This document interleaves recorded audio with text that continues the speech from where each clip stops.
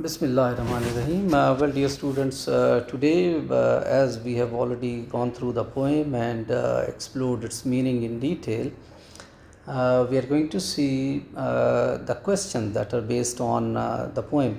And you need to remember that in your exams, you will be given a stanza, and there will be 3-4 questions given at the end, and you will be required to answer the questions based on that stanza. So here we have in our reading and critical thinking section a few questions. So we are going to see them one by one, and we'll see what are you going to answer them. The very first question is, no one can see the wind. Discuss how can we feel its presence. In the poem, we explained it that wind is invisible. Obviously, we cannot see the wind at all.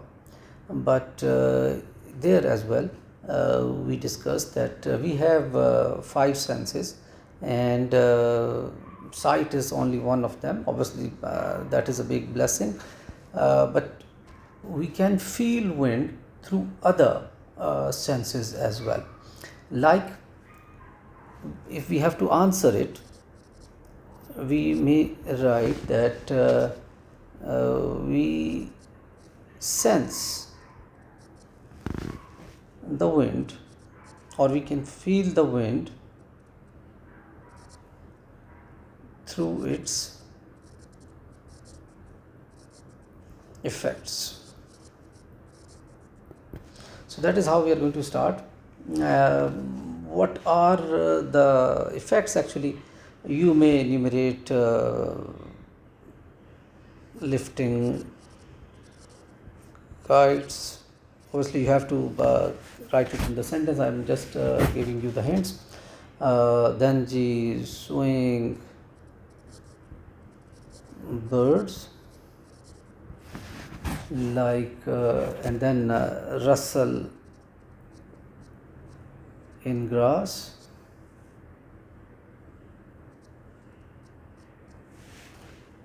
or it has been hinted that it brushes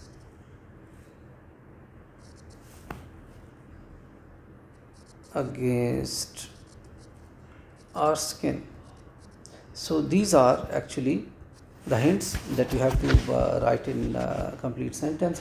And finally, we conclude our answer by saying, though it cannot be seen, its presence is revealed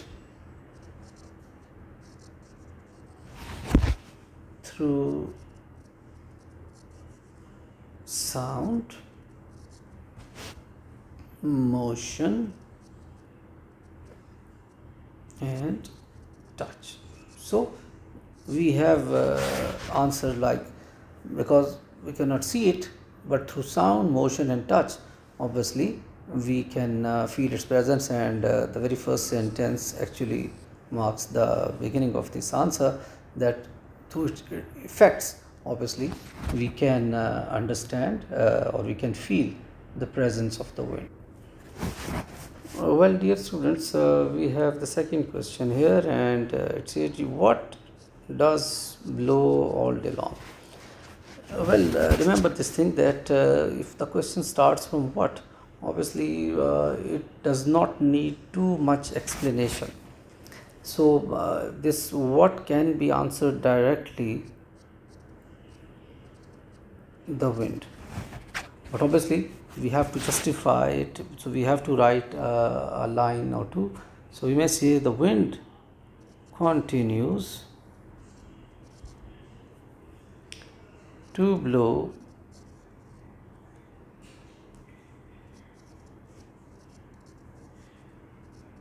throughout the day. That means all day. We may add, it produces or producing sounds and setting the surroundings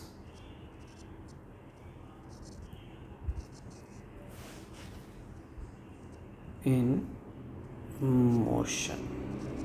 So I believe, as I've already said, it needs a little explanation. So we may complete our answer here, and the whole thing has been explained. Well, now we have the third question, and it says you what? Again, it is starting from the word, so it would not be needing too much of explanation. But we will try to complete this question. Well, we may start by saying in the poem, the pronoun, as it is, this word is a pronoun, second person, obviously the person whom we address. The pronoun you refers to the wind, and the poet has used it so many times, you yourself it and all that. And the wind actually, which the poet addresses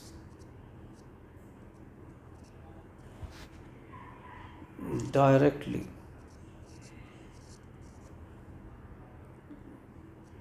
as if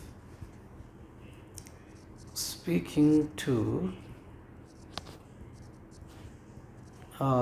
living, or we may say human being, or we may write living being. So the young boy who is actually narrating this poem, he believes that wind is somebody who's living like a human being. So this in this poem, the word you refers to the wind. That is compulsory that we need to write it directly. Well, here, dear students, we have the fourth question in our exercise, which says discuss the main idea of the poem The Wind by Stevenson. Well, in answer to this question, we may say that actually this is a poem, or it is narrated actually by a child. So that is how we are going to explain that it is about the curiosity or imagination of the child. So what we can write here is as the poem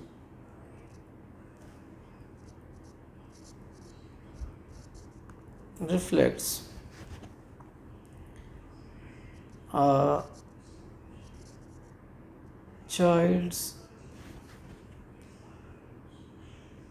wonder at the wind. So the child is thinking what the wind is, but he is unable to understand. So what is it actually? It is an unseen yet very powerful force. So this is actually the main idea of the poem. We may add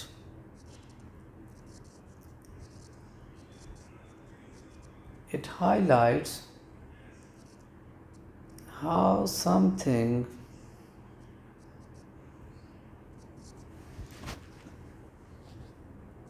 invisible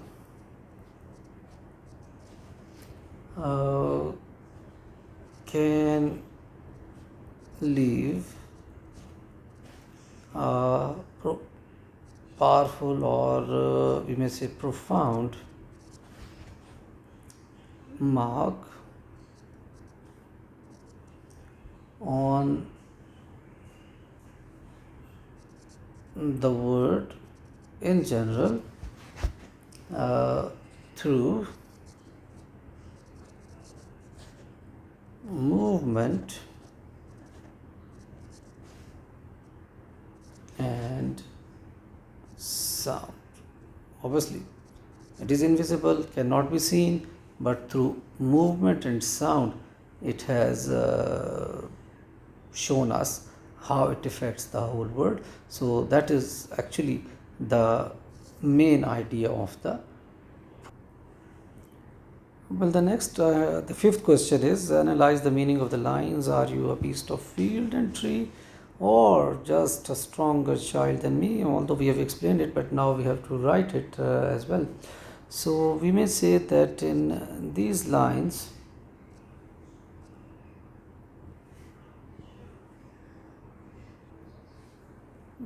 express the poet's curiosity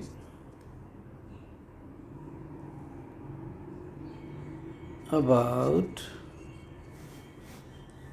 the wind's nature, because the poet is unable to understand. And in the first line he says, are you a beast of field and tree? So what does it mean? It can be explained. He imagines it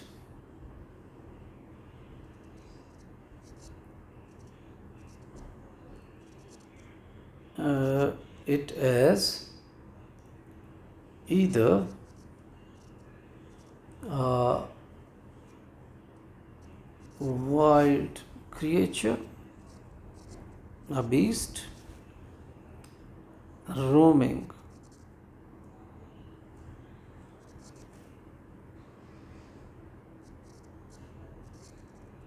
the earth, or in the second line he says, or a childlike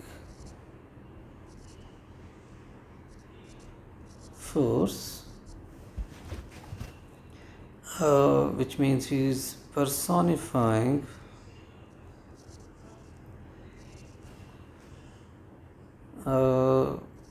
it, which means it actually stands for the wind as something alive, and obviously which is ununderstandable to him, so it is mysterious. So that is how we can explain these two lines in simple words. Well, dear students, we have the sixth question for us, and in this question we have to explore the meaning of the line, I saw you toss the kites on high. This line actually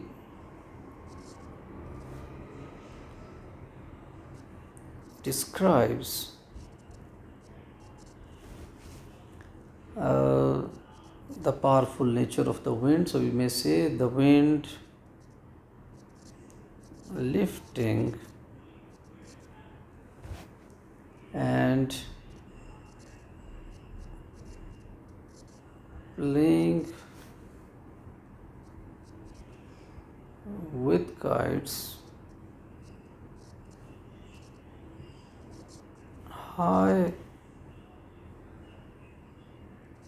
in the sky, and actually it is symbolizing its playful yet powerful energy. We can further say that actually it reflects the wind's unseen ability to shape and move the world. So actually in this line we come across that the Wind is very powerful, mighty, and it can move any object that comes in its way. Well, we have here the seventh or the second last question of the exercise. First of all, we have to explain what does the word symbolize, and secondly, we have to explain the spiritual meaning of the wind. So let us take up this one by one. We may say that in the poem, the wind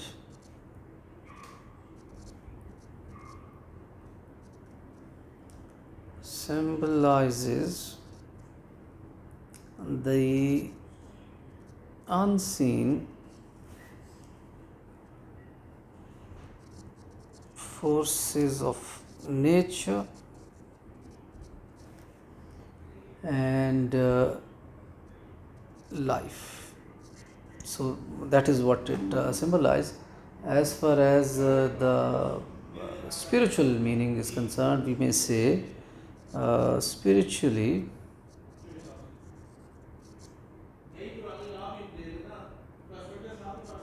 it may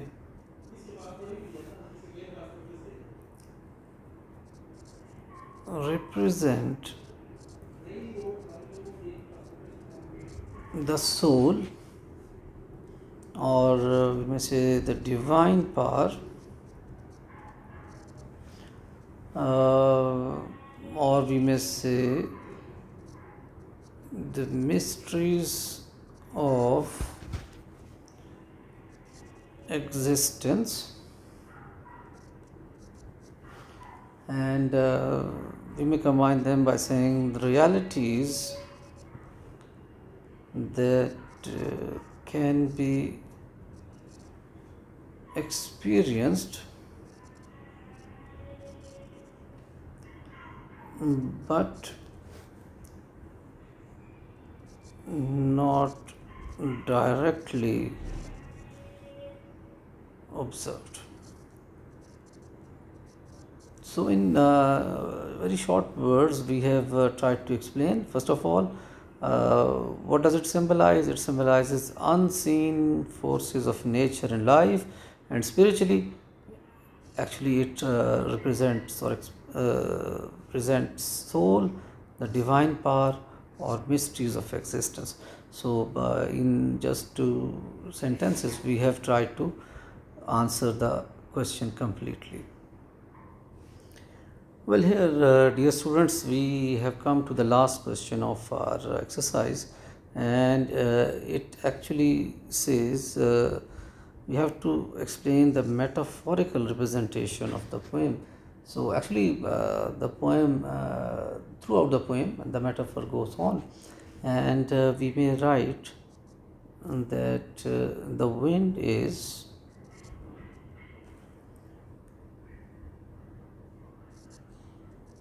metaphorically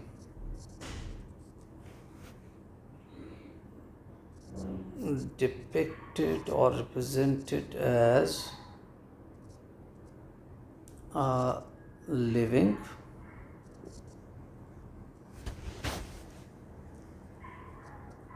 breathing entity, which means it has life,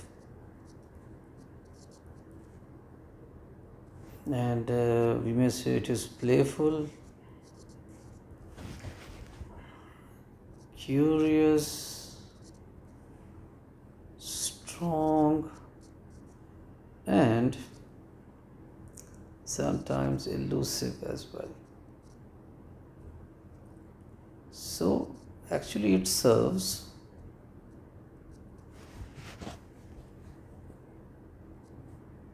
as a symbol of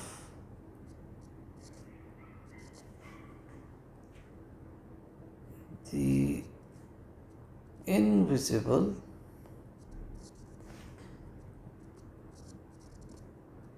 influence or other influences in life, such as emotions, thoughts, or destiny uh, that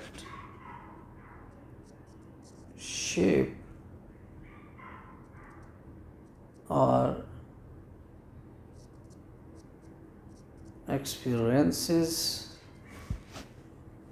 in powerful yet unseen ways. So, dear students, that is how we can explain the metaphorical representation, because it has been referred to as living entity, and it has certain characteristics which have been explained here, and then actually it symbolizes the invisible influence on our life. Obviously we can feel emotions or thoughts, or but we cannot see them. So that is exactly being applied on the wind as well.